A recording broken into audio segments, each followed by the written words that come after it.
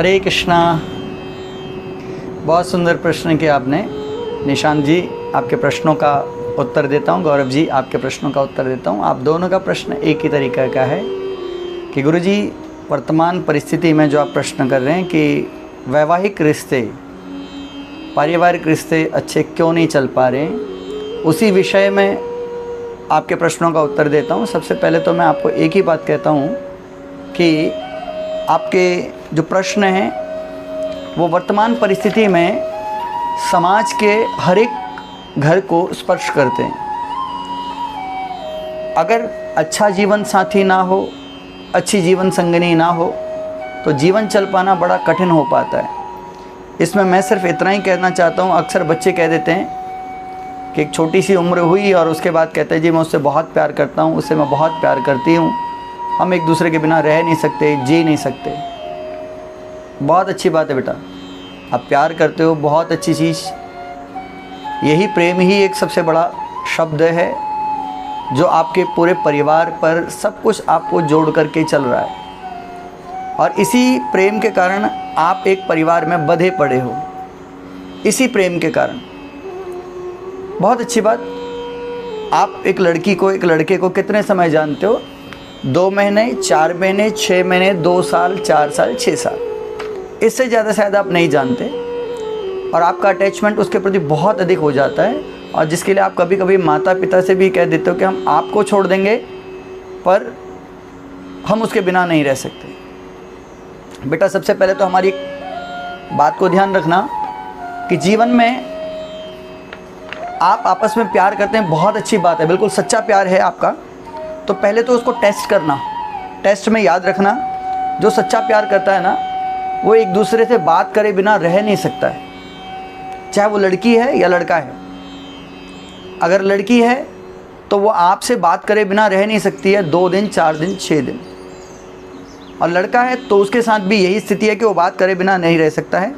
हाँ, अगर वो आपसे बात करे बिना रह रहा है या रह रही है बिना कोशिश के, तो आप एक बात समझ लीजिए कि अब आपकी उसको ज़रूरत नहीं है।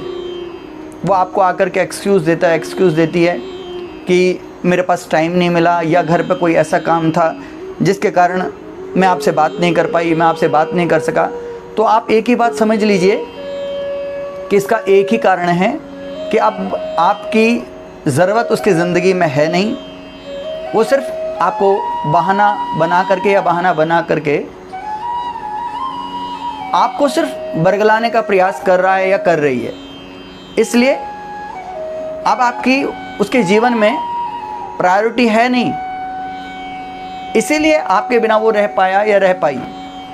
अब आप कहते हैं कि विवाह हो गया, विवाह के बाद भी गुरुजी अच्छा खासा जीवन, 10 साल हो गए, 12 साल हो गए शादी को, और शादी के बाद भी घर में कलेश है। तो उसका एक ही रीज़न मैं जान सकता हूँ, एक ही रीज़न मेरे को लगता है, उसका एक ही कारण हो सकता है कि विवाह के 10 वर्ष के बाद भी अगर कोई स्त्री या पुरुष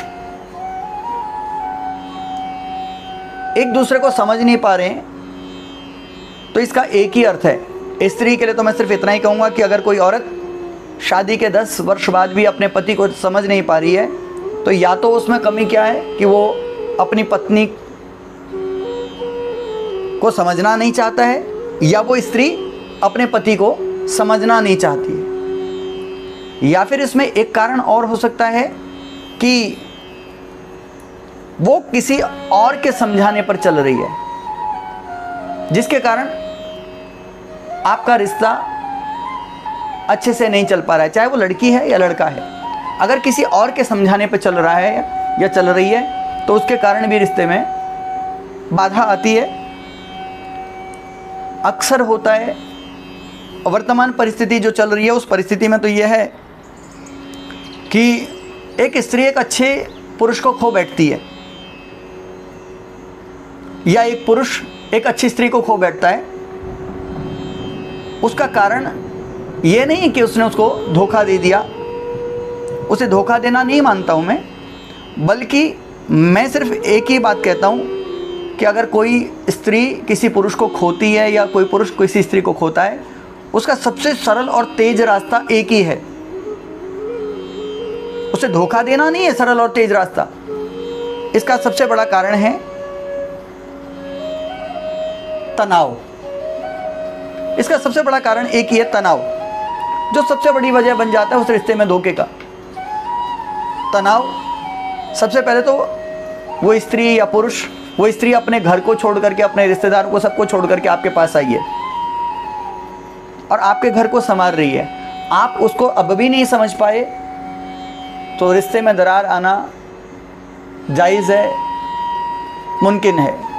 किंतु यही बात पुरुष पर भी लागू होती है, पुरुष की तरफ भी लागू होती है कि वो पुरुष आपके लिए, अपने परिवार को अच्छी समृद्धि देने के लिए, अपने परिवार को अच्छा स्टैंडर्ड देने के लिए समाज से दिन रात लड़ता रहता है। परिवार की सारी ज़रूरतों को पूरा करने के लिए, उनकी सारी उम्मीदों को, जिसकी उसे उम्मीद है, भाई की, बहन की, माँ की, पत्नी की, बच्चों की, सबकी उम्मीदों को पूरा करने के लिए वो दिन भर लगा रहता है।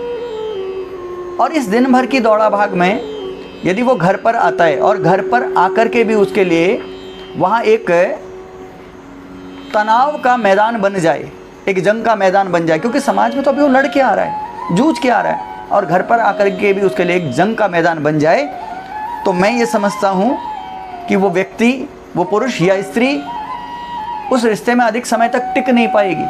उसका टिकना बड़ा कठिन हो पाएगा।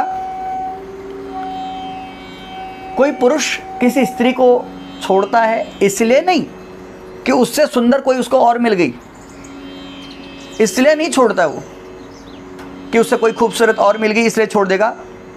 वो छोड़ता तब है जब उसके जीवन में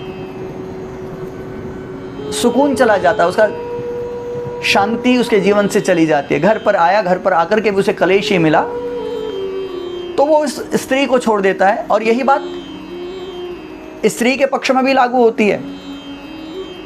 जब वो चाहती है कि दो शब्दों से प्रेम से बोले जाएं, उस समय अगर कोई उसे कटु बोलेगा तो उसके जीवन से उसका महत्व तो धीरे धीरे कम हो जाता है। और बात अगर ऐसी हो जाए कि हर बात किसी और के कहने पर चल करके, दूसरे के घर को देख करके आप अपने घर पर आग जला लेते हो कि उसके यहाँ ऐसा हो रहा है, मेरे यहाँ ऐसा नहीं हो रहा है, तो आप समझ लीजिए अपने रिश्ते को खोने की तैयारी कर रहे हो। हर बात पर यदि प्रश्न लगने लग जाएं, तो पुरुष हो या स्त्री हो, हर बात पर उनके यहाँ तनाव रहने लग जाए, तो समझ लीजिए वो रिश्ता अधिक टिकने वाला नहीं है बच्चे। वो रिश्ता तो एक ज़बरदस्ती का रिश्ता है, ज़बरदस्ती का रिश्ता है, जिसे वो ज़बरदस्ती समाज के लिए एक ज़बरदस्ती चला रहे हैं, समाज के लिए चला रहे हैं। पर मेरे बच्चों, मैं तुम्हें सिर्फ एक ही बात कहता हूँ, तुम्हें समाज के लिए नहीं चलाना है रिश्ते को, तुम्हें तो अपने लिए चलाना है। इसलिए आपसी तनाव को दूर कर करके, आपसी तनाव को दूर कर करके, समाज में क्या हो रहा है, किसके यहाँ आ रहा है, उससे आपको नहीं होना चाहिए। कम से कम आप और समय नहीं, अपने बेडरूम पर तो कम से कम इस मोबाइल को, इसको दूर रखो ना। पता लग रहा है आप अपने बेडरूम में गए, पत्नी ने अपना फ़ोन लिया और पति ने अपना फ़ोन लिया और घंटों रात बिता दी और पता ही नहीं लगा कब नींद आ गई, कभी आपस में बात ही नहीं करी। ये रिश्ते को संभालने के लिए आपको ये बहुत आवश्यक है कि जब उसे अपने घर पर ही सुकून मिलेगा, उसे और कुछ नहीं चाहिए। स्त्री या पुरुष वो दिन भर काम कर रही है, अगर आपने शाम को आकर के से पूछ दिया कि कैसी हो, खाना खाया, चलो साथ खाना खाते हैं, भोजन साथ करते हैं, आप उससे कह देते हो अच्छा तुम थक गई होगी, थोड़ी देर बैठ जाओ। और ऐसा ही यदि स्त्री अपने पति से कह दे कि आप कहाँ थे, सब ठीक ठाक तो है ना, दिन अच्छे से गया, सब अच्छे से रहा ना दिन भर, आपका इतना बोलना ही समझ लीजिए उसकी सारी थकान को दूर कर देगा और एक शांति आपके घर में आ जाएगी। इसलिए मैं कहता हूँ कि शांति को बना के रखो, अपने घर को जंग का मैदान मत बनाओ। जो दोनों पति पत्नी काम करने वाले हैं उन दोनों के लिए तो विशेष करके एक दूसरे का हाथ बढ़ाओ। देर अभी भी नहीं हुआ मेरे बच्चों, देर अभी भी नहीं हुई, संभालो रिश्ते को, संभल जाएगा। बहुत सुंदर है, क्योंकि जब जागे तभी सवेरा है, ये विशेष है। और ख़ास तौर से मैं उन माँओं, उन बहनों, उन बेटियों को एक सलाह दूंगा। मैं 5 बातें बोलता हूँ आपको जिसे अपने जीवन में याद रखिएगा। जो तुम्हारे जीवन को बर्बाद होने से बचाएगा, तुम्हारे परिवार को बर्बाद होने से बचाएगा। पहला तो अपने मायके से ज़्यादा मोह मत रखना। हाँ, माँ है तुम्हारी, पिता हैं तुम्हारे, भाई है तुम्हारा, बहन है तुम्हारी, पर एक सीमा तक, एक सीमा तक है। जहाँ तुमको कोई तकलीफ होगी, कोई कष्ट होगा, कहीं जो भी होगा, उसमें अगर तुम्हारे साथ खड़ा होगा तो तुम्हारा पति होगा, तुम्हारा बच्चा होगा, तुम्हारा परिवार होगा। बिल्कुल मैं मानता हूँ मायका पूरा है, पर एक सीमा तक है बच्चे। इसलिए मायके से ज़्यादा मोह मत रखना, एक सीमा तक, वहाँ तक आवश्यक है। हाँ, उनको कोई तकलीफ, आप बिल्कुल खड़े हो जाओ उनके लिए, अधिक मोह मत रखना। दूसरा, अपने परिवार को अच्छा करने के लिए किसी दूसरी स्त्री की सलाह मत लेना। कोई कहे अरे बहन मैं तो अपने घर में ऐसा करती हूँ, मैं ऐसा, बिल्कुल नहीं। सुन लो आप उसकी, पर उसे अपने घर पर कभी अप्लाई मत करना। जिसमें तुम्हारा दिमाग कहता है कि मेरा घर ऐसे अच्छा रह सकता है, उसको संभालो, और वही चीज़ आपने करनी है। ये दो बातें ध्यान रखिएगा, पहले तो मायके से मोह नहीं रखना है, दूसरा किसी और तीसरी औरत का सलाह आपको नहीं लेनी है, और तीसरी बात, किसी की सुनी सुनाई बातों पर कभी भरोसा नहीं करना है। किसी ने कह दिया कि तुम्हारा पति ऐसा कह रहा था या तुम्हारी पत्नी ऐसा कह रही थी, किसी की सुनी सुनाई बातों पर विश्वास नहीं करना। आपस में बात करो, क्या ये सच है, क्या ऐसा था, ये 3 बातें। और चौथी बात, पत्नी को अपने मायके में अपने पति की कभी बुराई नहीं करनी चाहिए, क्योंकि वो जैसी इज्जत बना के रखेगी वैसी ही इज्जत उसको मिलेगी। इसका उदाहरण माँ भगवती सती है, पार्वती है। जहाँ सुना कि मेरे पति का यहाँ सम्मान नहीं है, तो वहाँ मेरा भी सम्मान नहीं है, देह को त्याग दिया। और कितना अमर प्रेम है, फिर जन्म लेके आई, फिर भगवान शंकर की अर्धांगिनी बनी। ऐसी पति को भी अपनी पत्नी की अपने घर में बुराई नहीं करनी चाहिए, अपने समाज में बुराई नहीं करनी चाहिए। और 5वीं बात, अपने रिश्तों में कभी किसी प्रकार का कोई शक नहीं करना चाहिए, विश्वास कायम होना चाहिए। यदि आप इन बातों को अपने जीवन में याद रखेंगे ना, तो मैं निश्चित में भी कह सकता हूं कि आपका गृहस्थ सबसे उत्तम होगा। इससे बढ़ के तो कुछ हो ही नहीं सकता है। तो मैं समझता हूं कि आपकी सारी समस्याओं का समाधान कि गृहस्थ कैसे सुंदर बन सकता है, इस वीडियो के माध्यम से आपको मिल गया होगा। बातें अच्छी लगी हों, अपने सभी मित्रों तक शेयर करिएगा। श्रीजा भक्ति मार्ग ये हमारा यूट्यूब चैनल है, फेसबुक चैनल भी यही है, और इंस्टाग्राम पर भी हम इसी से ही हैं।